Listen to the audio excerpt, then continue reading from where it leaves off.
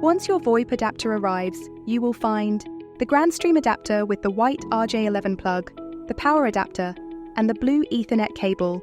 Okay, here I have my existing landline phone. This is not a VoIP phone, but with the adapter, we will turn it into one. Step 1. Plug the blue Ethernet cable into your internet router and into the blue port of the adapter. Step 2. Unplug your existing telephone cable from the wall and plug it into the end of the white cable that's connected to your adapter. Step 3. Plug in the power cable into your adapter and the wall socket.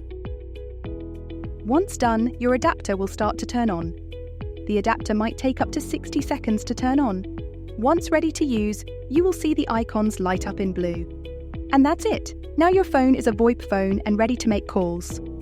If you have any questions, feel free to give us a call on 0800 1125 000.